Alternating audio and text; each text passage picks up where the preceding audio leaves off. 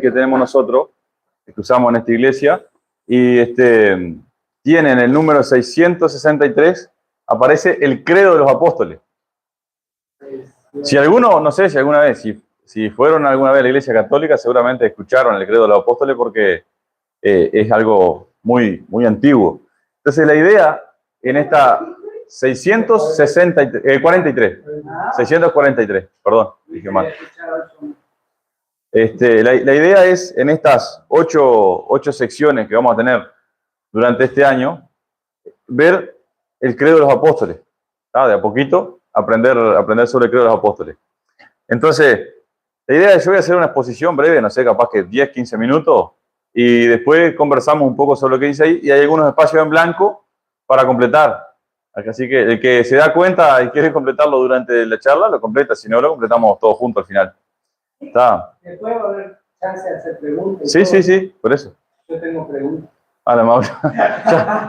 Ni dije nada, ¿no? Todavía. Ya tiene dudas, ya. Tengo dudas de esto de que va a enseñar. Bueno.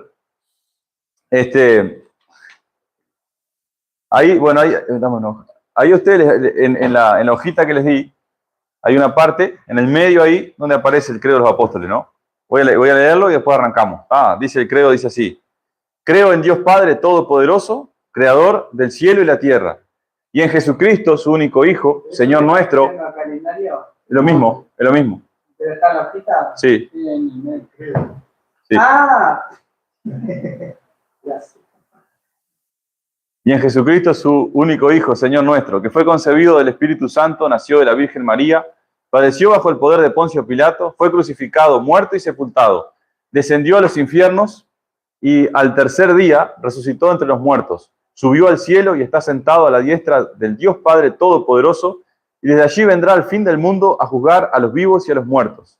Creo en el Espíritu Santo, la Santa Iglesia Universal, la comunión de los santos, el perdón de los pecados, la resurrección del cuerpo y la vida perdurable. Amén. Ese es el credo de los apóstoles. Ahora, dice que corría el año 154, cuando un señor llamado Marción fue a Roma. Dice que este Marción era hijo de un pastor cristiano de aquella época, un sacerdote cristiano, que tenía la fe, digamos, ortodoxa, la fe correcta, pero él tenía dos antipatías. Primero, no le gustaba, tenía una aversión hacia todo lo que era judío, o sea, hacia el judaísmo, no le gustaba la religión judía. Y en segundo lugar, tenía una aversión hacia el mundo material. Él pensaba que el mundo material, que la materia, que era algo malo. Y entonces tenía un cierto sistema de creencia. Y era un fervoroso religioso. Entonces tenía ganas de, digamos, hacer que la iglesia, toda la iglesia, creyera lo mismo que él. Entonces empezó poco a poco a comunicar Marción su doctrina, generó adeptos y hizo su iglesia aparte, porque la iglesia lo rechazó. Dijeron, no, lo que vos crees son un montón de disparates, lo rechazó. Pero él siguió, entonces se armó una iglesia marcionista. ¿Cuál fue el problema? Que como él rechazaba el mundo material, una cosa que le parecía mal era las relaciones sexuales. Entonces imagínense una comunidad que no tiene hijos, no se reprodujeron y se terminó la iglesia marcionista, ¿no? Porque no tenía manera mucho de prosperar, no tenían hijos. Entonces, bueno, ahora vamos a ver qué tiene que ver Marción con el credo de los apóstoles. Ya vamos a llegar a eso. La cosa es que la formulación actual, esta que nosotros leímos recién, el credo, esa formulación actual no está en la historia, no aparece antes del siglo VI. O sea que no fue del primer siglo, es algo más o menos del siglo VI. Pero anterior al siglo VI hubo formulaciones, digamos, primitivas de ese credo. O sea, había gente que lo utilizó. Y esas formulaciones primitivas surgen en Roma y se le llamaba símbolo romano al credo ese, con diferencia de algunas frases. Y hubo algunos de los padres de la iglesia que vienen a ser discípulos de los apóstoles, como Ireneo y también Tertuliano, si no me equivoco, se llamaba uno, que allá por el Tertuliano se llama así, allá por el siglo II, fines del siglo II, usaron una versión muy similar del credo de los apóstoles. ¿Y en dónde se origina la idea de formular el credo? Les voy a leer un pasaje de la Biblia. Dice allí en Mateo, el Evangelio según San Mateo, capítulo 28, versículo 18 al 20. Dice así: esto es cuando Jesús ya había muerto, ya había resucitado y estaba a punto de ser ascendido al cielo. Jesús dijo: toda potestad, es decir, toda autoridad, me es dada en el cielo y en la tierra. Por tanto, dijo Jesús a sus discípulos, id y haced discípulos a todas las naciones, bautizándolos, y acá viene lo importante, en el nombre del Padre, del Hijo y del Espíritu Santo. Entonces, Jesús dijo que el bautismo tenía que ser hecho en el nombre del Padre, del Hijo y del Espíritu Santo. Y eso dio origen a este credo. Si ustedes se fijan, el artículo número 1, que tienen ahí marcado con el número 1, dice: creo en Dios, Padre. Después el artículo número 2, y en Jesucristo, su único Hijo. Y el artículo número 8, creo en el Espíritu Santo. Entonces, ahí el credo utiliza una fórmula trinitaria. ¿Ah? ¿Por qué? ¿Y por qué se parten esas tres? Bueno, venía de la fórmula bautismal que Jesús le dio a sus discípulos. Dijo: miren, el bautismo se hace confesando a Dios, Padre, Hijo y Espíritu Santo. Entonces, más o menos de ahí venía la idea de utilizar una formulación de la fe que fuera trinitaria. Ahora es que llegamos a entender qué tiene que ver Marción con esto. No solo Marción, sino otros falsos maestros aparecieron en la iglesia y empezaron a enseñar herejías. Y herejías que vienen a ser doctrinas equivocadas, que no aparecían en las Escrituras.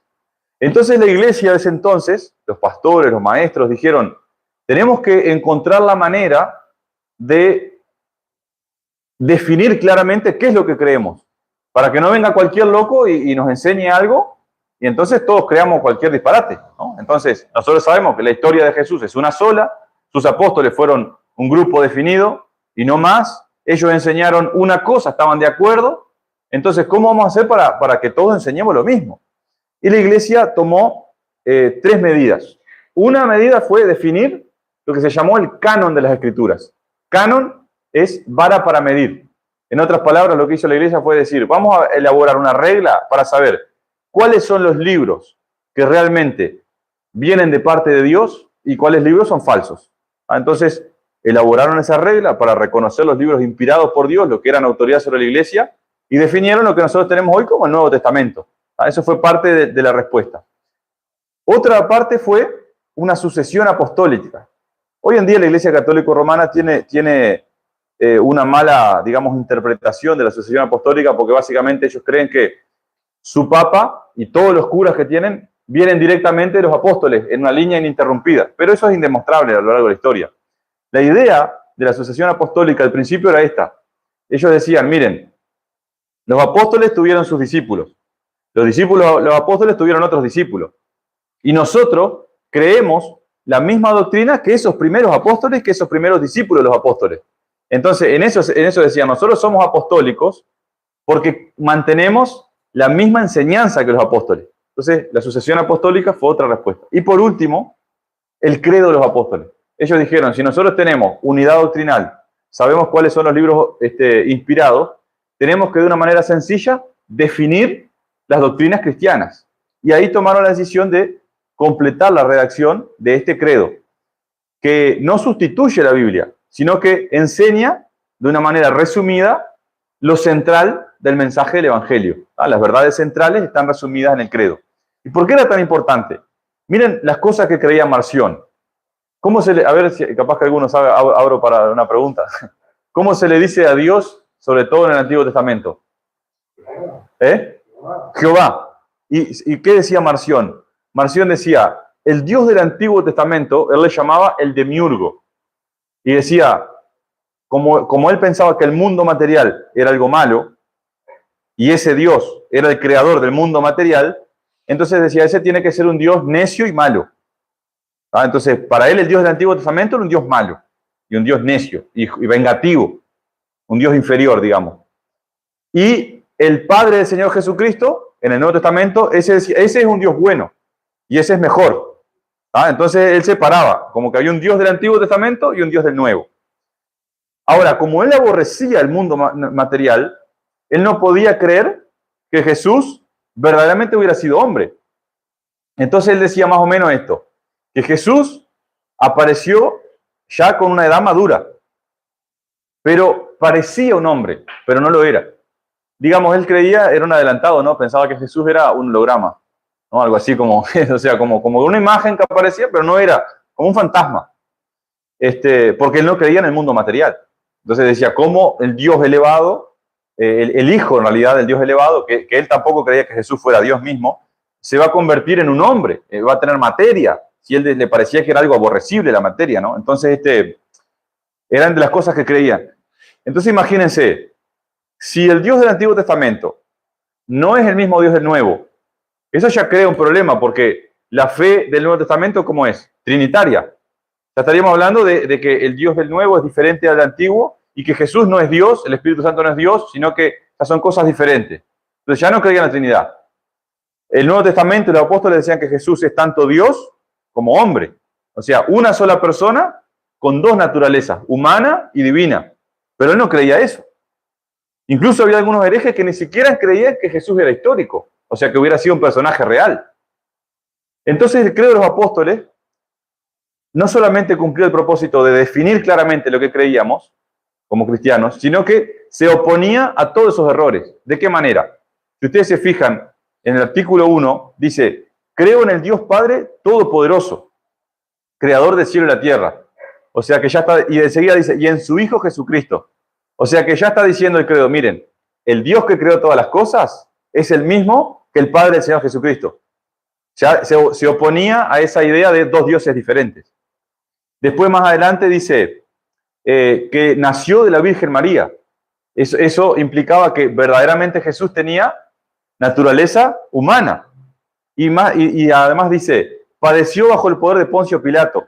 Y la idea ahí no es escracharlo a Pilato, sino decir, por ejemplo, una manera en que nosotros podemos referirnos a un periodo de la historia es decir, cuando gobernaba fulano de tal y nombramos un presidente. Y sabemos que en el ejercicio de ese presidente está circunscrito a un límite de tiempo, ¿no? Fue en tal quinquenio, a veces si era dictador un poco más, pero, o sea, uno sabe relacionar la historia con un gobernador. Entonces la idea era decir, Jesús es un personaje histórico y él sufrió bajo el gobierno de Poncio Pilato. Entonces, el credo se iba oponiendo a todas las herejías esas, ¿no? Y además miren lo que dice. Dice el artículo 6, dice que Jesús subió al cielo y está sentado a la diestra del Dios Padre Todopoderoso. O sea que él no cree que hay dos dioses, el credo, sino que hay un solo Dios, que existen tres personas. Y dice más, desde allí vendrá el fin del mundo a juzgar a los vivos y los muertos. Entonces, Marción decía, el Dios del Antiguo Testamento es vengativo, porque juzga, pero el Dios del Nuevo Testamento es puro amor, perdona a todos, ama a todos, no juzga el pecado. Ahora, el credo que dice, no, Jesús se fue al cielo, pero un día vendrá, ¿para qué? Para juzgar a todos. O sea que sí, el credo propone que en el Nuevo Testamento seguimos teniendo un Dios de justicia, igual que el Dios de justicia del Antiguo Testamento, un solo Dios. En fin, hay mucho más que podemos mencionar sobre esto, pero la idea es esa, saber que el credo de los apóstoles surgió en un momento de la historia en que era necesario para definir claramente lo que la iglesia creía y oponerse a todas las herejías y tergiversaciones de Marción y otros herejes. Así que esa es la importancia del credo. Ya vimos la historia, vimos el propósito y voy a cerrar rapidito con esto. En Roma, cuando la época de Marción, ¿no?, que es donde se supone que surgió el credo, o por los datos históricos que hay, se le llamó símbolo romano. Ahora, la idea de símbolo no es lo mismo que para nosotros. Para ustedes, ¿qué es un símbolo hoy en día? Algo que representa un logo. Claro, algo que te identificas con algo así. Bueno. El uruguayo, el termo del mate, el uruguayo. Bueno, pero en esa época la idea del símbolo era más bien una especie de contraseña, de un medio de reconocimiento, para que se entienda bien gráfico. Por ejemplo, imagínense que había dos generales del mismo ejército que por alguna razón tenían que dividirse, cada uno con su tropa, para un lado y para el otro. Entonces, uno de esos generales agarraba una pieza de barro o de cerámica, la partía. Entonces, vos te quedabas con una y el otro general se quedaba con la otra. Si de pronto yo tenía que mandarte un mensajero, lo mandaba con la pieza de barro que encajaba perfecto con la tuya. Entonces, yo sabía, este verdaderamente viene de parte del general amigo porque tiene el símbolo, ¿no? Esto encaja. Entonces, en este sentido, al credo de los apóstoles se le llamó símbolo. ¿Por qué? Porque era como la contraseña para saber si una persona era de los herejes que creían las locuras que creía Marción u otros, o creía la doctrina de los apóstoles, que estaba basada en las Escrituras. Entonces, si una persona confesaba la fe contenida en el credo, se sabía que tenía una fe verdadera, es decir, una fe basada en las Escrituras, que son la verdad. Por eso se le llamaba símbolo. De esa manera se usaba. Por ejemplo, venía un candidato a bautizarse y el pastor, al bautizarlo, le preguntaba: ¿crees en Dios Padre Todopoderoso, Creador del cielo y la tierra? Y la persona decía: sí, creo en Dios Padre Todopoderoso, Creador del cielo y la tierra. ¿Y crees en Jesucristo, su único Hijo? Y la persona también confesaba. Entonces se bautizaban conforme a la ordenanza de Jesús, confesando al Dios Trino.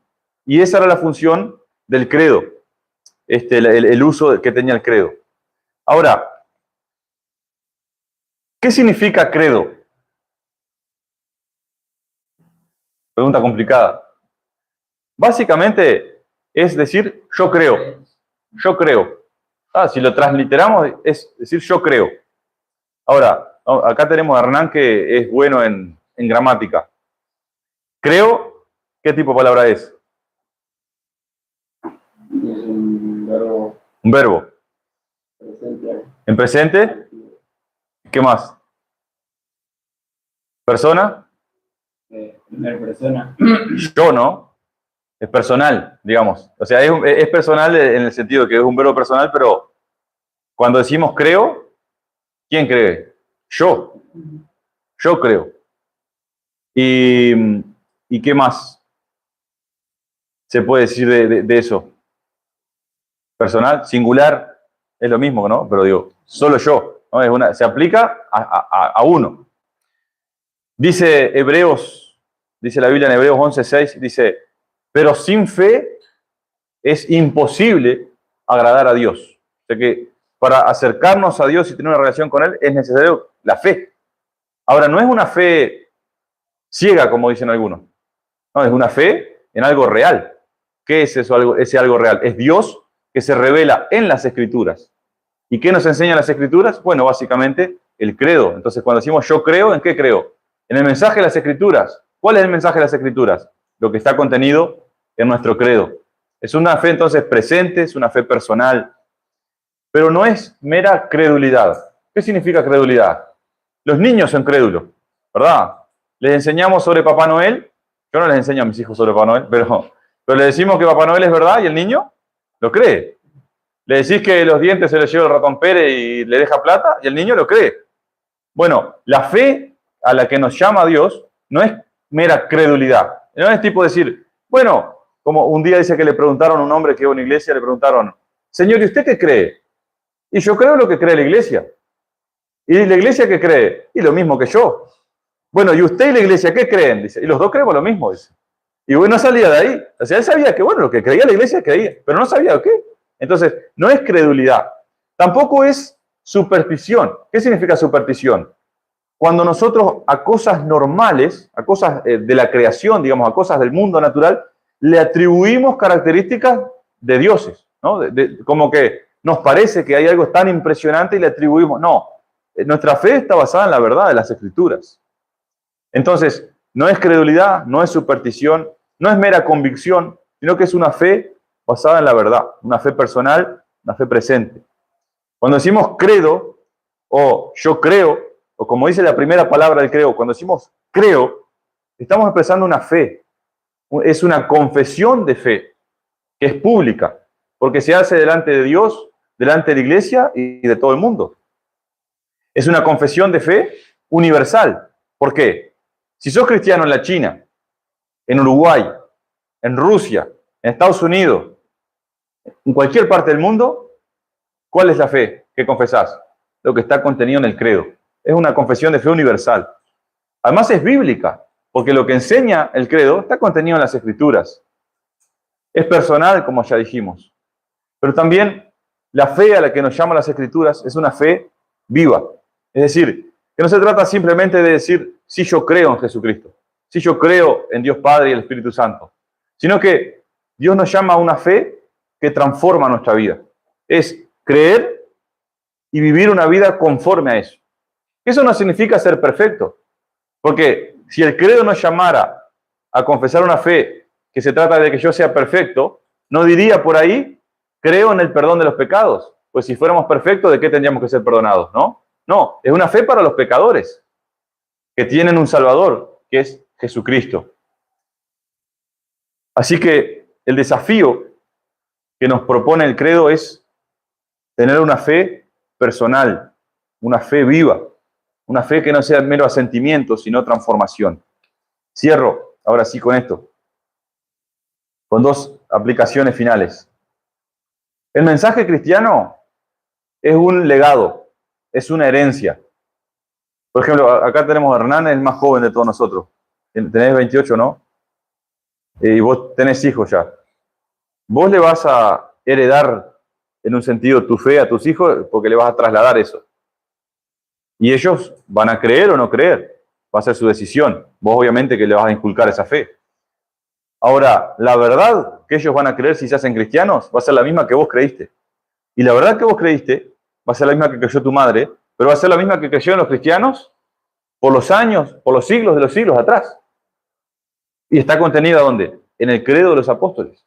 Así que nosotros no somos llamados a inventar un mensaje que sea relevante para nuestra cultura, sino a guardar, a defender, a proclamar y vivir la verdad que hemos recibido. El cristianismo no nació con nosotros, ni va a morir con nosotros. Entonces nosotros no vivimos nuestra fe en un vacío histórico, sino que recibimos la fe que viene de los siglos y siglos de cristianismo. El objetivo del credo entonces es definir, proclamar y practicar la verdad. De eso se trata el credo de los apóstoles. Bueno, ya me extendí demasiado, así que vamos a dejar por acá esta parte y vamos a pasar a las